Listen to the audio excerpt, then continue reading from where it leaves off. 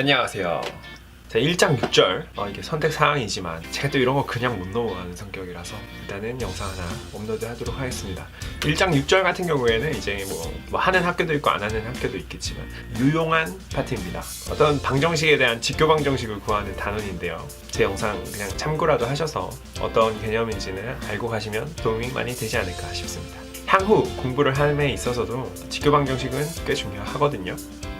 1장 6절 문제도 많지 않아서 이렇게 빠르고 가볍게 한번 진행해 볼 수 있도록 하겠습니다. 자, 1번 같은 경우에는 타원의 초점이 마이너스 3과 3인 타원의 집합 방정식을 제시하라. 자, 여기서 초점의 방정식 까먹으신 분들 많으실 거예요. 임의로 타원의 방정식을 하나 제시를 해보겠습니다.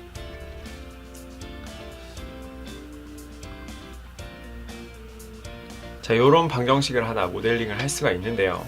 여기서 초점이라고 하면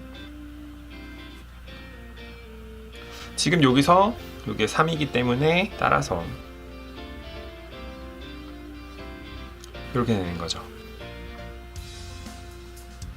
이렇게 바꾸면 이제 초점이 마이너스 3과 3인 타원의 방정식을 대표적으로 표현할 수 있는 공식이 되는 거겠죠.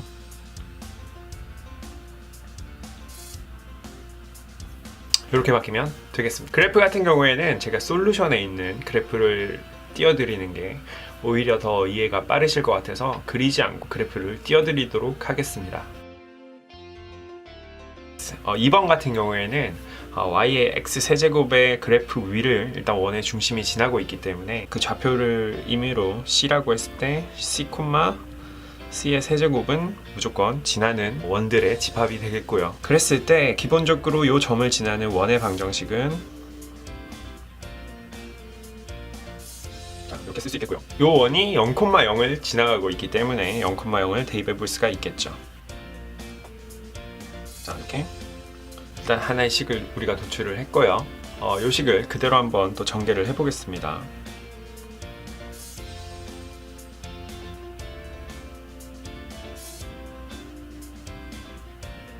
여기서 c의 제곱 플러스 c의 6승이 r 제곱과 같기 때문에 이렇게 날려버릴 수가 있겠죠. 그래서 남은 것만 써보면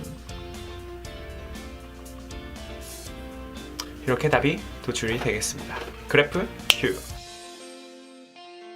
3번이 무슨 말이냐면 지금 하이퍼볼릭 코사인 x가 y는 x라는 방정식을 따라서 움직일 때 그 방정식을 공식으로 표현하라 이건데, y는 x라는 방정식 위에는 항상 c, c라는 점이 존재하게 됩니다. y는 하이퍼볼릭 코사인 x라는 곡선이 지금 c, c를 따라서 움직이면 되겠죠. 그래서 하이퍼볼릭 코사인 x가 c, c만큼 이동했을 때의 곡선을 저희는 제시하면 되는 거죠. 그래서 간단하죠. y는 이거를 또 좌항으로 다 옮기면 이쁘게 쓰면 이렇게 우리는 식을 제시할 수 있고, 그래프 보시죠. 4번부터는 직교 방정식을 제시하는 문제이죠. 점점 고학년이 되면서 수학을 좀 더 깊게 공부하게 되실 텐데요. 직교 방정식은 수학의 아주 큰 포션을 차지하고 있습니다. 그래서 직교 방정식을 구하려면 서로 직교되는 방정식은 기울기를 곱했을 때 마이너스 1이 돼야 되죠. 이건 고등학교 때 하신 건데, 자, 그러면 기울기를 먼저 구해봐야겠죠. 있습니다. 직교 방정식은 보통 위에 지금 이렇게 발을 하나 넣죠. 그래서 그럼 직교 방정식의 기울기는 마이너스 2x분의 1이 돼야 두 개 곱해서 마이너스 1이 되겠죠. 그래서 다시 얘를 적분을 하면 되니까 이렇게 제시를 할 수 있겠죠. 자, 만약에 1장 6절을 푸신 분들이 있다면 5번에서 조금 의문을 가지셨을 텐데요. 여기서 왜 y' c가 되지 않냐? 그리고 y' 이렇게 되면 되지 않느냐고 고민하셨던 분들은 아주 잘 찾아오신 겁니다. 이렇게 직교 방정식을 나타낼 때는 이런 상수만으로 방정식 두 개의 관계를 제시할 수가 없어요. 직교 방정식은 x와 y에 관련된 방정식으로서 제시를 해야 기울기가 변함에 따라서 그 직교 방정식도 기울기를 변화시켜서 따라갈 수가 있는 거죠. 지금 같은 경우에는 c의 C에 어떤 상수를 넣는 순간 기울기가 고정돼 버리잖아요. 그러면 x나 y 값이 늘어났을 때 거기에 대응하는 기울기를 가진 방정식을 제시할 수가 없는, 왜냐면 선 하나로 지금 국한이 되기 때문에. 따라서 C를 없애버려야 됩니다. 마지막 항에 C가 있으면 안 되는 거죠. 우리가 정하는 숫자가 있으면 안 되고 앞에 있는 기본 식에 따라서 움직여주는 직교 방정식이 필요한 겁니다. 그래서 C를 없애는 방법, 그럼 C만 남기고 X를 넘겨서 미분해버리면 C가 없어지는 거죠. 그래서 솔루션에서 X분의 Y는 C로 모습을 변경시켜서 진행을 하는 겁니다.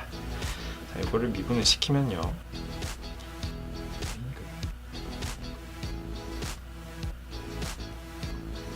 이렇게 하면 C가 없어지고 X와 Y에 관련된 식으로만 표현을 할 수가 있죠. 따라서 이걸 정리하면 이렇게 됩니다. 즉 Y가 프라임 이렇게 되고요. 1절에서 우리가 했던 것처럼 이렇게 풀면 되죠. 따라서 여기 바가 들어가죠.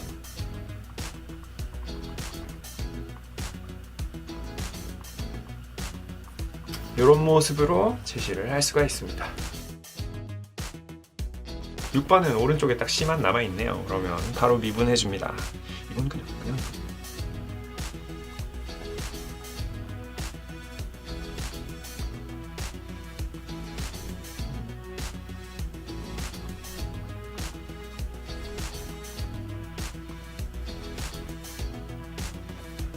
이렇게 되겠습니다. 그래프 7번도 C만 남기고 넘겨야겠죠.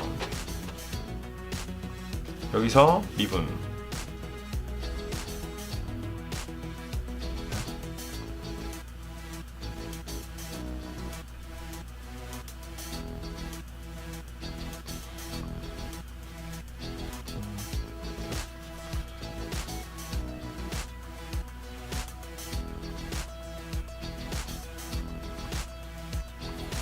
이렇게 되고, 그래프 8번 같은 경우에는 되게 특이한 방법으로 C를 날려버리는데요. 바로 Y 프라임 해보면 이렇게 되는데, 루트 X 플러스 C가 Y라고 했기 때문에 이게 또 2Y 분의 1 이렇게 돼버리네요. 그러면 Y 바 프라임은 이렇게 되겠고요.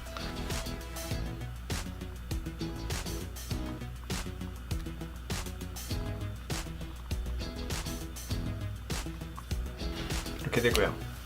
그래프 9번도 되게 특이한 방법으로 C를 소거해버리는데요. Y 프라임은 이게 또 그러면 마이너스 2 XY 이렇게 정리가 되겠네요. 그렇다면 Y 바 프라임은 이렇게 되죠. 따라서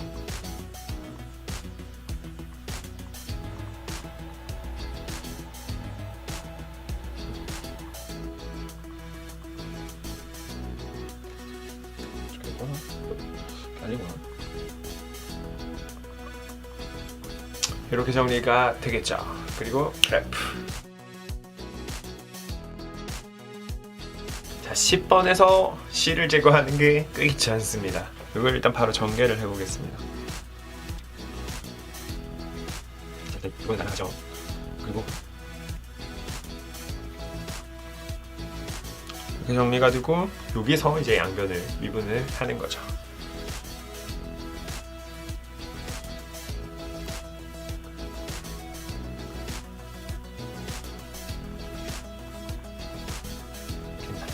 Y 프라임에 대해서 정리를 하면 이렇게 되고요. 따라서 Y 바 프라임은 이렇게 되네요. 얘를 다시 정리할 필요가 있네요, 이 문제는.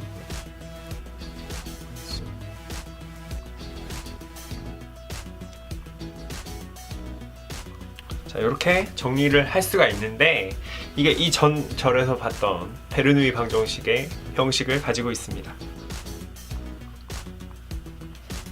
따라서 이거는 우리가 다시 베르누이 이퀘이션으로 풀어줘야겠죠. 그리고 그러면 5절에서 했다시피 요 식에서 우리가 이제 변수를 뽑아 볼게요. n은 마이너스 1이고 p는 마이너스 2x분의 1이고 q는 마이너스 2x 이렇게 되겠네요. 그리고 얘가 우리 넘어갔을 때를 생각해야 되기 때문에 2분의 1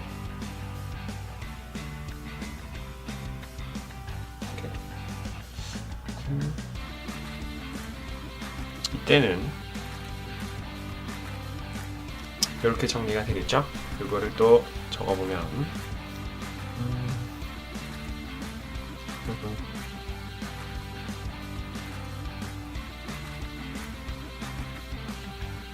여기 줄게요.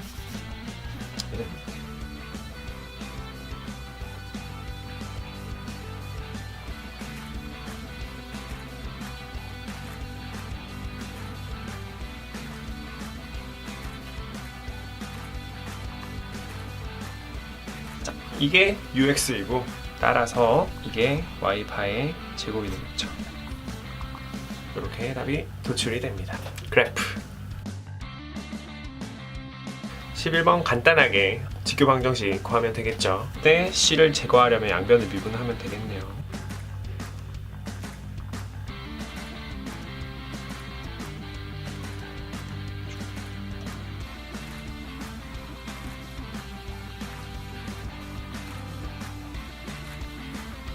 이렇게 되겠습니다. 12번도 꽤 귀찮은 문제인데요. 이 공식의 직교 방정식이 이렇게 된다라는 걸 증명하면 되는 거기 때문에 이 방정식의 직교 방정식을 구하면 되는 거겠죠. 일단 전개해 보겠습니다.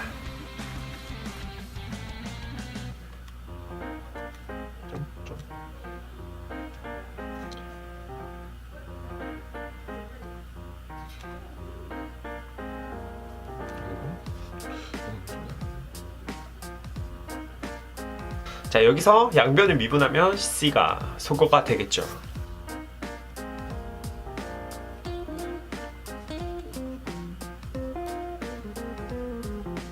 이겁니다. 자, 이거 전개하는 거는 제가 빨리 넘어가겠습니다. 전개를 하면 그러니까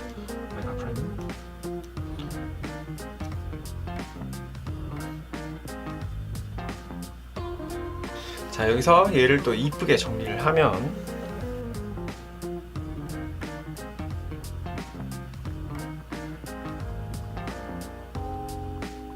이렇게 되는데요.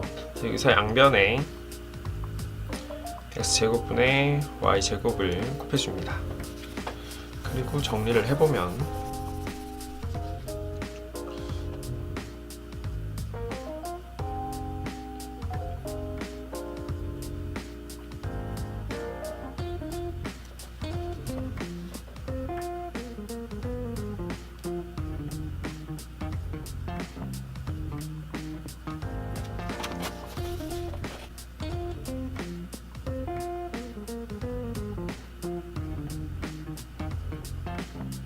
이렇게 되는데요.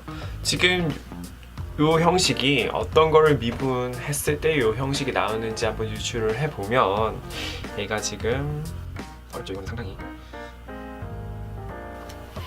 얘의 미분이 요 형식인 걸 알 수가 있는데요. 이거는 조금 유추하기 힘들 수도 있습니다. 눈에 안 익으신 분들은 좀 찾기가 힘드셨을 수도 있는데 일단 이렇게 유추를 해야 진행이 되는 문제일 것 같고요.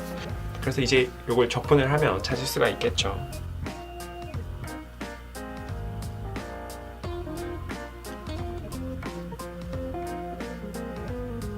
저희가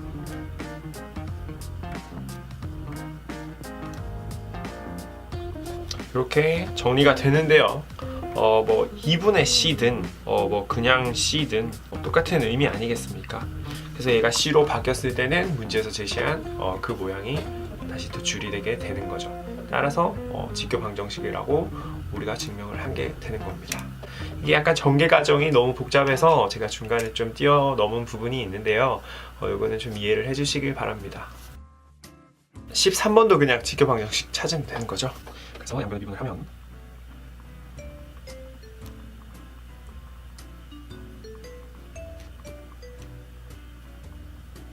이렇게 되고요. 이렇게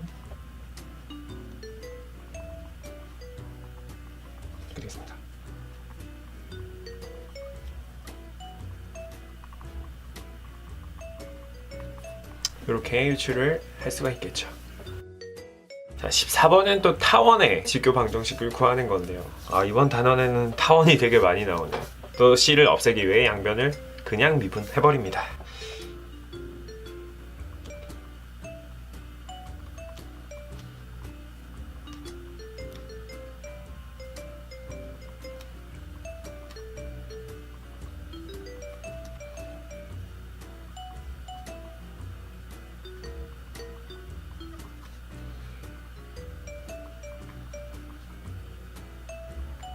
자, 이렇게 해는 도출이 되는데요. 이 공식으로 우리는 몇 가지 예시를 또 나타낼 수 있겠죠.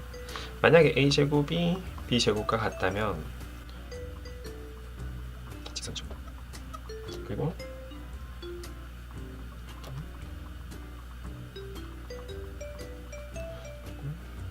그리고 a가 0으로 갈 때 이걸 물어보고 있죠. a가 0으로 가면 y가 c, 즉 그냥 일반 x축에 평행한 수평선이 그려지게 되겠죠. 또한 만약에 b가 0으로 가면 무한대가 되죠. 즉 y축에 평행한 수직선이 생기겠습니다. 그래서 우리가 이렇게 해의 조건에 따라서 몇 가지 케이스로 또 나눠 볼 수 있었던 문제네요. 자, 15번 코시 리만 이퀘이션이 나오는데요. 저는 솔직히 놀랬어요. 공업수학에서 코시 리만 이퀘이션이 나오는 걸 보고 저 같은 경우에는 대학원 가서 배웠던 내용인데 여기서 나오고 있어서 저는 되게 솔직히 반가웠고요. 그래서 저도 이번 단원이 꽤 중요하다고 생각하는 가장 큰 이유가 이 코시 리만 이퀘이션을 여러분들이 알고 가면 좋을 것 같아서입니다. 이미 코시라는 분이랑 리만이라는 분이 직교 방정식을 쉽게 도출하는 방정식을 구축을 해놓은 거예요. 그걸 우리가 한번 따라서 유도를 해보면 되겠습니다. x랑 y로 이루어진 u라는 식이 있을 때 얘를 또 미분을 해볼게요. 그럼 x항만 남은 dx항과 y항만 남은 dy항이 남고 우항은 0이 되겠네. 여기서 직교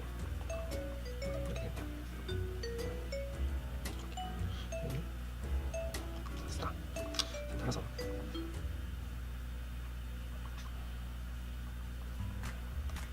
자, 여기서 dx 앞에 있는 항을 또 다른 변수로서 표현을 하는 거죠. 이번엔 u 대신 v를 써서 dy나 dx 앞에 있는 항을 v 기준으로 바꿔보겠습니다. 얘를 자, 이렇게 쓸 수 있고, 이때 지금 요거 두 개가 서로 같다고 해야 되니까요. ux가 vy랑 같고 uy는 마이너스 vx와 같다. 자, 이렇게 정의한 것이 코시 리만의 이퀘이션이고요. 요거를 적용해서 요 예제의 직교 방정식을 한번 쉽게 도출해 보겠습니다. 자, 그래서 이번에 u에 관한 식이 요게 되는 거죠. 그렇죠? 그래서 ux 같은 경우는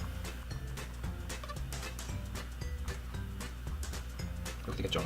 그리고 dx 같은 경우에는 이렇게 그러니까 네, 마이너스 없겠죠. x에 미분된 항을 우리가 구했기 때문에 거꾸로 적분을 해서 v를 찾아가면 되겠죠. 이렇게 똑같습니다. 다만 y에 관한 식이 나오겠죠. 그래서 얘를 y에 대해서 미분을 하면 이렇게 되는데 지금 같기 때문에 얘가 지금